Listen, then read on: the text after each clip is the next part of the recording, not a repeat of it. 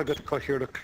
As my party's Health and Children's spokesperson, I want to urge all deputies, government and opposition, to support this important bill in the name of my colleague Deputy Jonathan O'Brien. Awareness of the extent of bullying in our society has greatly increased in recent times. We are also more aware and knowledgeable about the effects of bullying on the victims. As well as making the lives of children in school a misery, bullying can have hugely detrimental long-term effects on their mental and physical health and on their well-being in later life. Last October, the Oireachtas cross-party group on mental health, of which I am a co-convener, organised a briefing for Oireachtas members on bullying and mental health. It was addressed by Dr. Stephen Minton, who has already been mentioned, of the Anti-Bullying Centre in the TCD School of Education, and co-author of Cyberbullying, the Irish Experience. It was also addressed by Dr. Tony Bates of Headstrong, the National Centre for Youth Mental Health, and by Rose Conway Walsh of Erris, County Mayo, whose CDP project is developing a youth mental health and well-being support structure for County Mayo. It was a most informative briefing. It confirmed the critical importance of youth mental health. A key point is that resilience is best developed in the early years of a person's life. Skills children develop at a young age will help them cope better as adults. This applies to children's and young people's mental health in general, but it is especially relevant in the context of bullying.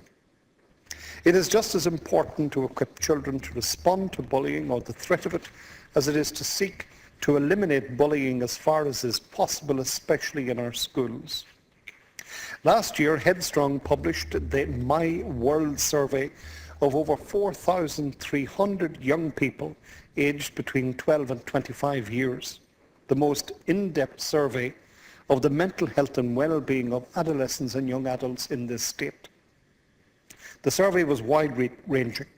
Among the key questions asked was about the experiences of bullying, and over 40% of the young people surveyed reported that they had been bullied at some point. Of these, 30% of bullying had occurred in the last year, 14% in the past month, and 7% on a weekly, 4%, or daily basis, 3%. With regard to where adolescents were most frequently bullied, 77% indicated in school, 5% over the internet or by text, 5% at home, and 13% elsewhere. Nearly half, 49% of females reported that they had been bullied, compared to 40% of males. Clearly, school is the main site where bullying is being experienced and endured by young people. Even accounting for some crossover between the figure for school and for the internet and text, the figure for bullying by electronic means seems relatively small, especially given the publicity this type of bullying receives. However, we must also take into account that for those who experience the most intense and persistent forms of harassment and intimidation, bullying by text and on the internet is hugely distressing, making it seem that even at home the victim has no safe refuge. Consequently, we have seen terrible tragedies with young people who are victims of this type of bullying being pushed to the extremity of taking their own lives. Among the key themes in the survey, the following are relevant in the context of bullying. One good adult is important to the mental health of young people. Not talking about problems is linked to suicidal behaviour. Those who share their problems enjoy better health, and many young people in distress are not seeking help. Parents and schools need to encourage and facilitate children and adolescents to step forward and to speak out if they are experiencing problems and feeling distress at whatever level. It is crucial that leadership be given by schools. And in that context, I want to say very, very clearly, if there is any hint that speaking out is in any way discouraged or made difficult, if there is any prospect that the school would try to minimize, ignore, or conceal the reality of bullying, then the victims are condemned to silent misery and the culprits are facilitated. I see this bill as being both a health measure and an education one.